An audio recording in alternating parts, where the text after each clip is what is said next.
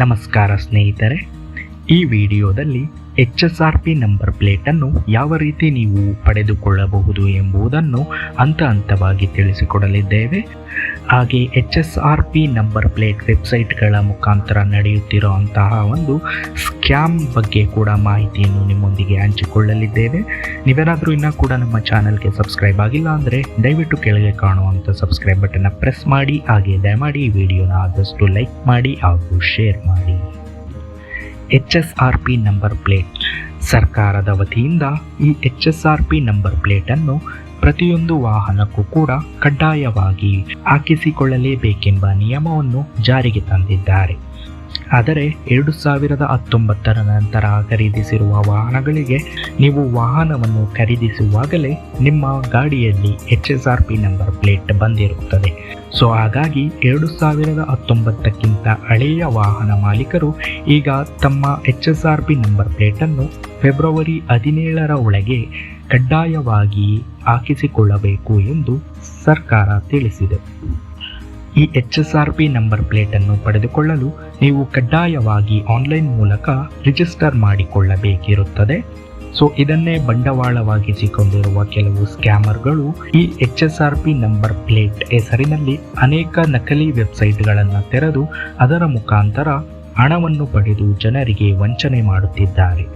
So ಹಾಗಾಗಿ ನೀವು ಕೂಡ HSRP ನಂಬರ್ ಪ್ಲೇಟ್ಗೆ ರಿಜಿಸ್ಟ್ರೇಷನ್ ಮಾಡಿಕೊಳ್ಳಬೇಕೆಂದಿದ್ದರೆ ದಯವಿಟ್ಟು ರಿಜಿಸ್ಟರ್ ಮಾಡಿಕೊಳ್ಳುವ ಮುಂದೆ ವೆಬ್ಸೈಟ್ ಬಗ್ಗೆ ಪರಿಶೀಲಿಸಿ.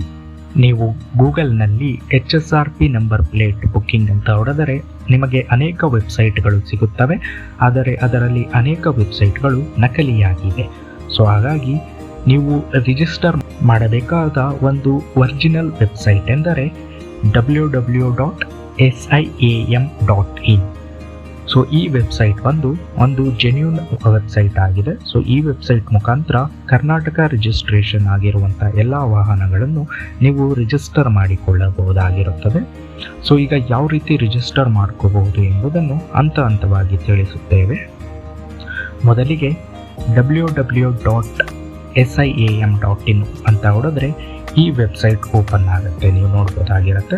ಸೊ ಇಲ್ಲಿ ಬುಕ್ HSRP ಅಂತ ಒಂದು ಆಪ್ಷನ್ ಇದೆ, ಅದನ್ನು ಕ್ಲಿಕ್ ಮಾಡಿದ ನಂತರ HSRP ರಿಜಿಸ್ಟ್ರೇಷನ್ ಫಾರ್ಮ್ ಓಪನ್ ಆಗುತ್ತೆ.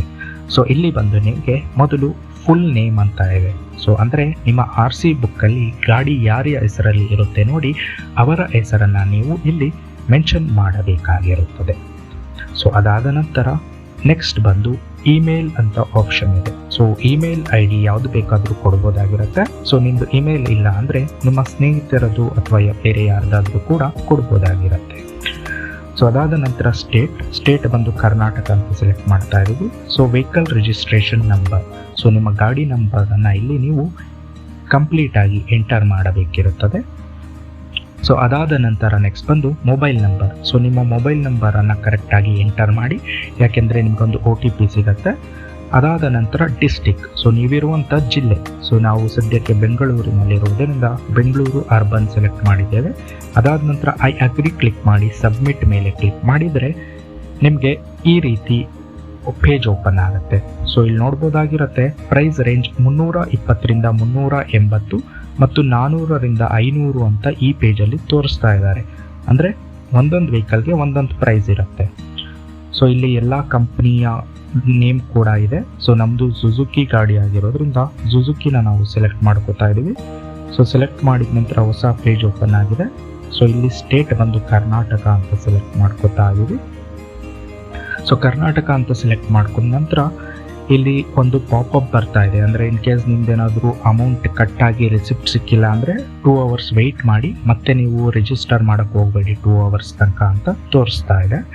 ಸೊ ಇಲ್ಲಿ ಮೊದಲನೇ ಆಪ್ಷನ್ ಅಪ್ಲೈ ನ್ಯೂ HSRP ಅಂತ ಇದೆ ಅಲ್ಲ, ಅದರ ಮೇಲೆ ಕ್ಲಿಕ್ ಮಾಡಿದರೆ ಇಲ್ಲಿ ನಿಮ್ಮ ವೆಹಿಕಲ್ ಇನ್ಫಾರ್ಮೇಷನ್ ಕೇಳುತ್ತೆ. So vehicle model Suzuki, so registration number ಅಂದರೆ ಗಾಡಿ ನಂಬರ್ನ ಕೇಳ್ತಾ ಇದೆ. ಸೊ ಅಲ್ಲಿ ಗಾಡಿ ನಂಬರ್ನ ಎಂಟರ್ ಮಾಡಬೇಕಾಗಿರುತ್ತೆ. ಸೊ ಗಾಡಿ ನಂಬರ್ ಎಂಟರ್ ಮಾಡಿದ ನಂತರ ಚಾರ್ಜ್ ನಂಬರ್ ಅಂತ ಕೇಳುತ್ತೆ. ಸೊ ಇದು ನಿಮ್ಮ RC ಬುಕ್ಕಲ್ಲಿ ಇರುತ್ತೆ ಚಾರ್ಜ್ ನಂಬರ್ ಅಂತ. ಸೊ ನಿಮ್ಮ RC ಬುಕ್ನ ನೋಡಿ ಕರೆಕ್ಟಾಗಿ ಚಾರ್ಜ್ ನಂಬರ್ನ ಎಂಟರ್ ಮಾಡಿ. ಸೊ ಚಾರ್ಜ್ ನಂಬರ್ ಎಂಟರ್ ಮಾಡಿದ ನಂತರ ನೆಕ್ಸ್ಟ್ ಇಂಜಿನ್ ನಂಬರ್. ಸೊ ಈ ಇಂಜಿನ್ ನಂಬರ್ ಕೂಡ ನಿಮ್ಮ RC ಬುಕ್ನಲ್ಲೇ ನಿಮಗೆ ಸಿಗುತ್ತೆ. ಸೊ ಅಲ್ಲಿ ನೋಡಿ ಇಲ್ಲೂ ಕೂಡ ಕರೆಕ್ಟಾಗಿ ಎಂಟರ್ ಮಾಡಿ, ಹಾಗೆ 2 ಬಾರಿ ಪರಿಶೀಲನೆ ಮಾಡಿ 2 ಕೂಡ ಕರೆಕ್ಟ್ ಇದೆಯಾ ಅಂತ. ಸೊ ಇಂಜಿನ್ ನಂಬರ್ ಆದ ನಂತರ ನೆಕ್ಸ್ಟ್ ಕ್ಲಿಕ್ ಮಾಡಿ. ಸೊ ನೆಕ್ಸ್ಟ್ ಕ್ಲಿಕ್ ಮಾಡಿದ ಇಲ್ಲೊಂದು ಕಾಜನ್ ಬರುತ್ತೆ, ಅಂದರೆ ಇನ್ ಕೇಸ್ ನೀವು ಬುಕ್ ಮಾಡಿ ಮತ್ತೆ ಬೇಡ ಅಂದ್ಕೊಂಡ್ರೆ ನಿಮ್ಗೆ ಯಾವುದೇ ರೀತಿ ರೀಫಂಡ್ ಸಿಗೋದಿಲ್ಲ ಅಂತ ಅಲ್ಲಿ ತೋರಿಸ್ತಾ ಇದೆ. ಸೊ ಇಲ್ಲಿ ಸಿಟಿ ಬಂದು ನಿಮ್ಮ ಸಿಟಿ ಸೆಲೆಕ್ಟ್ ಮಾಡ್ಕೊಳ್ಳಿ, ನಾವು ಬೆಂಗಳೂರು ಸೆಲೆಕ್ಟ್ ಮಾಡ್ತಾ ಇರೋದು. ಸೊ ಇಲ್ಲಿ ಮಂತ್ ಯಾವಾಗ ಬೇಕು ಅಂತ ನಮಗೆ ಫೆಬ್ರವರಿಗೆ ಬೇಕಿರೋದ್ರಿಂದ ಫೆಬ್ರವರಿ ಸೆಲೆಕ್ಟ್ ಮಾಡ್ತಾ ಇದ್ದೀವಿ. ಸೊ ಇಲ್ಲಿ ಅವೈಲಬಲ್ ಡೀಲರ್ಸ್ ಅಂದರೆ ಹತ್ರ ಇರುವಂಥ ಡೀಲರ್ಸ್ ಲಿಸ್ಟ್ನ ತೋರಿಸ್ತಾ ಇದೆ. ಸೊ ನಿಮಗೆ ಯಾವ ಡೀಲರ್ ಹತ್ರ ಇದ್ದಾರೋ ಅದನ್ನು ನೀವು ಸೆಲೆಕ್ಟ್ ಮಾಡ್ಕೋಬೋದಾಗಿದೆ. ಸೊ ಇಲ್ಲಿ ಬೆಂಗಳೂರಲ್ಲಿ ದೊಮ್ಲೂರು ಅಂತ ಒಂದು ಪ್ಲೇಸ್ ತೋರಿಸ್ತಾ ಇದೆ. ಸೊ ಅದು ನನಗೆ ಹತ್ರ ಇರೋದ್ರಿಂದ ದೊಮ್ಲೂರನ್ನ ನಾನು ಸೆಲೆಕ್ಟ್ ಮಾಡ್ಕೋತಾ ಇದ್ದೀನಿ. ಸೊ ಇಲ್ಲಿ ನೋಡ್ಬೋದು ಅದೇ ರೀತಿ ತುಂಬ ಸ್ಟೇಷನ್ಸ್ ಲಿಸ್ಟ್ ತೋರಿಸ್ತಾ ಇದೆ. ಸೊ ನಮಗೆ ದೊಮ್ಲೂರು ಹತ್ರ ಇರೋದ್ರಿಂದ ದೊಮ್ಲೂರು ಅಂತ ಕ್ಲಿಕ್ ಮಾಡಿದರೆ ಇಲ್ಲಿ ನೋಡ್ಬೋದು.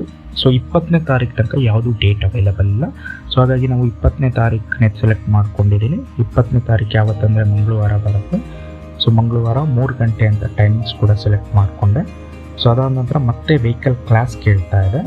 ಸೊ ನಮ್ಮದು ಸ್ಕೂಟಿ ಆಗಿರೋದ್ರಿಂದ ಸ್ಕೂಟರ್ ಅಂತ ಸೆಲೆಕ್ಟ್ ಮಾಡ್ತಾ ಇದ್ದೀವಿ. ಸೊ ನಿಮ್ಮದು ಬೈಕ್ ಅಂದರೆ ಮೋಟರ್ ಸೈಕಲ್ ಅಂತ ಸೆಲೆಕ್ಟ್ ಮಾಡ್ಬೋದು. ಸೊ ಅದಾದ ನಂತರ ಇಲ್ಲಿ ಮಾಡೆಲ್ ನೇಮ್ ಅಂತ ಕೇಳ್ತಾ ಇದೆ. ಸೊ ಸುಜುಕಿ ಆಕ್ಸಸ್ ಇರೋದ್ರಿಂದ ಅಲ್ಲಿ ಸುಜುಕಿ ಆಕ್ಸಸ್ ಅಂತ ಟೈಪ್ ಮಾಡ್ತಾ ಇದ್ದೀವಿ. ಸೊ ಅದಾದ ನಂತರ ಪಕ್ಕದಲ್ಲಿ ಅಮೌಂಟ್ ತೋರಿಸ್ತಾ ಇದೆ ನೋಡಿ, 553.42 ರೂಪೀಸ್ ಅಂತ ತೋರಿಸ್ತಾ ಇದೆ. ಸೊ ನೆಕ್ಸ್ಟ್ ಅಂತ ಕ್ಲಿಕ್ ಮಾಡಿದರೆ ಸೊ ಓನರ್ಶಿಪ್ ಇನ್ಫಾರ್ಮೇಷನ್ ಅಂತ ಕೇಳುತ್ತೆ.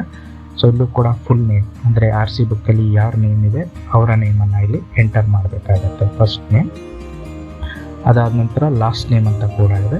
ಸೊ ಲಾಸ್ಟ್ ನೇಮನ್ನು ಕೂಡ ನೀವಲ್ಲಿ ಎಂಟರ್ ಮಾಡಬೇಕಾಗಿರುತ್ತೆ. ಸೊ ಅದಾದ ನಂತರ ಮೊಬೈಲ್ ನಂಬರ್, ಸೊ ಮೊಬೈಲ್ ನಂಬರ್ನ ಕರೆಕ್ಟಾಗಿ ಕೊಡಿ, ಯಾಕೆಂದರೆ OTP ಬರುವಂಥದ್ದಿರುತ್ತೆ. ಸೊ ಅದಾದ ನಂತರ ಇಮೇಲ್ ID. ಸೊ ಈ ಇಮೇಲ್ ID ಬಂದು ನಿಮಗೆ ಒಂದು ಬುಕ್ಕಿಂಗ್ ಆದ ನಂತರ ಕನ್ಫರ್ಮೇಷನ್ ಮೇಲ್ ಬರುತ್ತೆ, ಅದಕ್ಕೋಸ್ಕರ ಇಂಪಾರ್ಟೆಂಟ್ ಇರುತ್ತೆ. ಸೊ ಅದಾದ ನಂತರ ಅಡ್ರೆಸ್ ಅಂತ ಆಪ್ಷನ್ ಇದೆ. ಸೊ ಅಡ್ರೆಸ್ ನಿಮ್ಮ ಅಡ್ರೆಸ್ ಕೊಡ್ಬೋದು. ಸೊ ನಾವು ಜಸ್ಟ್ ಬೆಂಗಳೂರು ಅಂತ ಟೈಪ್ ಮಾಡ್ತಾ ಇದ್ದೀವಿ.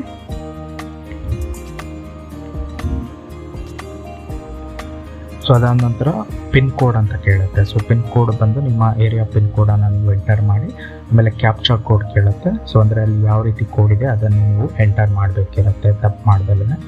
ಸೊ ಅದನ್ನು ಎಂಟರ್ ಮಾಡಿ ವೆರಿಫೈ ಡೀಟೇಲ್ಸ್ ಅಂತ ಕೊಟ್ಟರೆ ಇಲ್ಲಿ ನೋಡ್ಬೋದು ನಿಮ್ಮ ಕಂಪ್ಲೀಟ್ ಡೀಟೇಲ್ಸ್ನ ತೋರಿಸುತ್ತೆ ಅದು.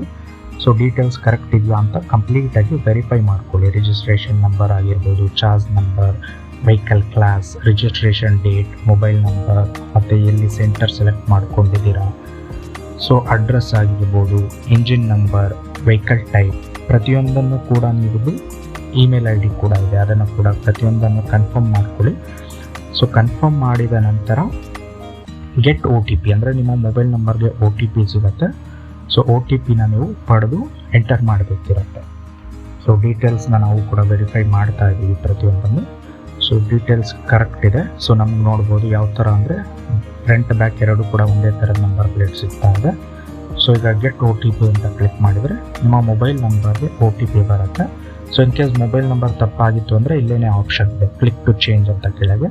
ಸೊ ಅದರ ಮೇಲೆ ಕ್ಲಿಕ್ ಮಾಡಿ ನಿಮ್ಮ ಮೊಬೈಲ್ ನಂಬರ್ ಚೇಂಜ್ ಮಾಡ್ಕೋಬೋದು. ಸೊ OTP ಬಂದಿದೆ ಇವಾಗ. ಸೊ ಆ OTPನ ನಾವಿಲ್ಲಿ ಎಂಟರ್ ಮಾಡ್ತಾ ಇದ್ದೀವಿ. ಸೊ ಎಂಟರ್ ಮಾಡಿದ ನಂತರ ವೆರಿಫೈ ಆಪ್ಷನ್ ಇದೆಯಲ್ಲ, ವೆರಿಫೈ ಮೇಲೆ ಕ್ಲಿಕ್ ಮಾಡಿದರೆ ಸೊ ಅದು ವೆರಿಫೈ ಆಗುತ್ತೆ. ಸೊ ಇದಾದ ನಂತರ ಈಗ ಪೇಮೆಂಟ್ ಕೇಳ್ತಾ ಇದೆ. ಸೊ 553 ರೂಪಾಯಿ. ಸೊ ಪೇ ನೌ ಅಂತ ಕ್ಲಿಕ್ ಮಾಡಿದರೆ ಪೇಮೆಂಟ್ ಪೇಜ್ ಓಪನ್ ಆಗುತ್ತೆ. ಸೊ ಪೇಮೆಂಟ್ ಪೇಜಲ್ಲಿ 553.44 ರೂಪೀಸ್ನ ಪೇ ಮಾಡಬೇಕಿದೆ.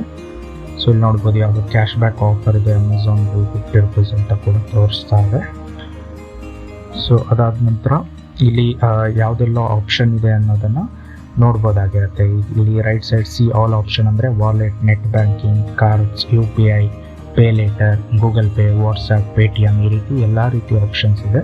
ಸೊ UPI ಅಲ್ಲಿ ಆಫರ್ ಅಂತ ಇದೆ, ಕ್ಲಿಕ್ ಮಾಡಿ ನೋಡಿದರೆ ಕ್ರೆಡ್ UPI ಅಲ್ಲಿ ಪೇ ಮಾಡೋದಾದರೆ ನಿಮಗೆ ಆಫರ್ ಕೂಡ ಅಪ್ಲಿಕೇಬಲ್ ಆಗುತ್ತೆ ಅಂತ ಅಲ್ಲಿ ತೋರಿಸ್ತಾ ಇದ್ದಾರೆ. ಸೊ ಮತ್ತೆ ನೀವು ಇನ್ ಕೇಸ್ ಬ್ಯಾಕ್ ಏನಾದರೂ ಬರಬೇಕಂದ್ರೆ ಇಲ್ಲಿ ನೋಡ್ಬೋದು ಲೆಫ್ಟ್ ಸೈಡಲ್ಲಿ ಬ್ಯಾಕ್ ಅಂತ ಆಪ್ಷನ್ ಇದೆ, ಅದು ಕ್ಲಿಕ್ ಮಾಡಿದರೆ ಬ್ಯಾಕ್ ಬರುತ್ತೆ. So card, so in case ನೀವೇನಾದರೂ ಕ್ರೆಡಿಟ್ ಕಾರ್ಡ್ ಪೇಮೆಂಟ್ ಏನಾದರೂ ಮಾಡ್ತೀರಾ ಅಂದರೆ ಎಕ್ಸ್ಟ್ರಾ 20 ರೂಪೀಸ್ ಚಾರ್ಜ್ ಆಗುತ್ತೆ. ಸೊ ಹಾಗಾಗಿ ವಾಲೆಟ್ ಕೂಡ ನೋಡ್ಬೋದು ನೀವು, ಏರ್ಟೆಲ್, ಅಮೆಝಾನ್, ಬಜಾಜ್ ಎಲ್ಲ ರೀತಿಯ ಆಪ್ಷನ್ಸ್ ಕೂಡ ನಿಮಗೆ ಅವೈಲೇಬಲ್ ಇದೆ. ಸೊ ನಾವೀಗ UPI ಮುಖಾಂತರನೇ ಪೇಮೆಂಟ್ ಮಾಡ್ತಾ ಇರೋದು. ಸೊ UPI ಸೆಲೆಕ್ಟ್ ಮಾಡಿ ಕ್ರೆಡ್ UPI, ಅಂದರೆ ನಾವು ಕ್ರೆಡ್ ಆಲ್ರೆಡಿ ಯೂಸ್ ಮಾಡ್ತಾ ಇರೋದ್ರಿಂದ ಕ್ರೆಡ್ UPIನಲ್ಲಿ ಎಂಟರ್ ಮಾಡ್ತಾ ಇದ್ದೀವಿ. ಏಕೆಂದರೆ ಕ್ರೆಡ್ ಏನೋ ಆಫರ್ ತೋರಿಸ್ತಾ ಇದೆ. ಸೊ ನಿಮ್ಮ ಹತ್ರ ಕೂಡ ಕ್ರೆಡ್ ಇದ್ದರೆ ಕ್ರೆಡ್ನ ಸೆಲೆಕ್ಟ್ ಮಾಡ್ಕೋಬೋದು.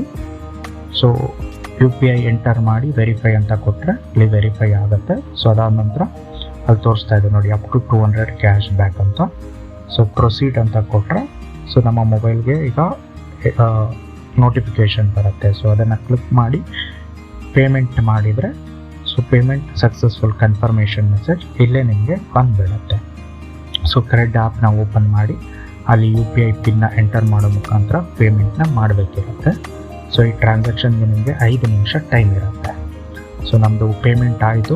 ಪೇಮೆಂಟ್ ಆಗಿದ ತಕ್ಷಣ ಈ ರೀತಿ ಒಂದು ಕನ್ಫರ್ಮೇಷನ್ ಲೆಟರ್ ಬರುತ್ತೆ. ಸೊ ಈ ಕನ್ಫರ್ಮೇಷನ್ ಲೆಟರ್ ನೋಡ್ಬೋದು, ಇದರಲ್ಲಿ ಎಲ್ಲ ಡೀಟೇಲ್ಸ್ ಕೂಡ ಇದೆ.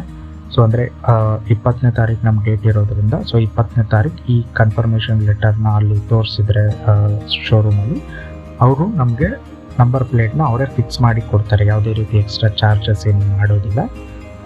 ಸೊ ನಮ್ಮ ನಂಬರ್ ಪ್ಲೇಟ್ಗೆ ನೋಡ್ಬೋದಾಗಿದೆ ಇಲ್ಲಿ 469 ರುಪೀಸ್ ಆ್ಯಕ್ಚುಯಲ್ ಪ್ರೈಸು. ಅದಕ್ಕೆ GST 84 ರುಪೀಸ್ನ ಆ್ಯಡ್ ಮಾಡಿ ಟೋಟಲ್ 553 ರುಪೀಸ್ನ ಅವರು ಕಲೆಕ್ಟ್ ಮಾಡಿಕೊಂಡಿದ್ದಾರೆ.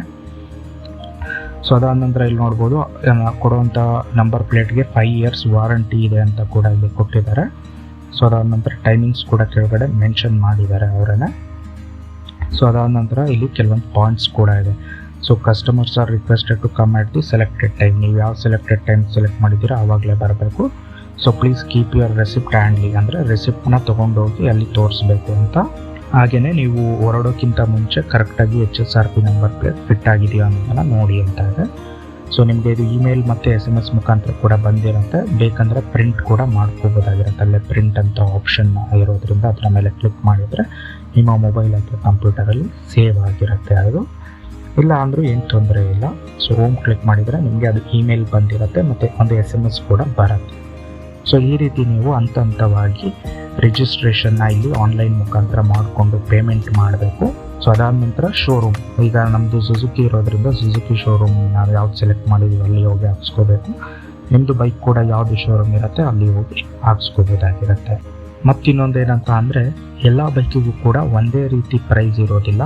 ಒಂದೊಂದು ಬೈಕ್ಗೆ ಒಂದೊಂದು ಪ್ರೈಸ್ ತೋರಿಸುತ್ತೆ. ಸೊ ಅದು ಯಾವ ಬೇಸಿಸ್ ಮೇಲೆ ಪ್ರೈಸ್ನ ತೋರಿಸ್ತಾ ಇದ್ದಾರೆ ಅನ್ನೋದು ಗೊತ್ತಿಲ್ಲ. ಸೊ ಅಲ್ಲಿ ನೀವು ನೋಡ್ದಂಗೆ ಮೇ ಬಿ 200ಇಂದ 500 ಅಂತ ಇತ್ತು, ಬಟ್ ನಮಗೆ 553 ಅಂದರೆ ಇನ್ಕ್ಲೂಡಿಂಗ್ GST ಆಗಿರೋದ್ರಿಂದ ಅಷ್ಟಾಗಿದೆ. ಸೊ ನಿಮಗೂ ಕೂಡ ಇನ್ಕ್ಲೂಡಿಂಗ್ GST ಅಂದರೆ ಅಪ್ ಟು 600 ರುಪೀಸ್ ತನಕ ಕೂಡ ಚಾರ್ಜ್ ಮಾಡುವಂಥ ಚಾನ್ಸಸ್ ಇರುತ್ತೆ. ಸೊ ಅದು ವೆಹಿಕಲ್ ಟು ವೆಹಿಕಲ್ ವೇರಿ ಆಗುತ್ತೆ.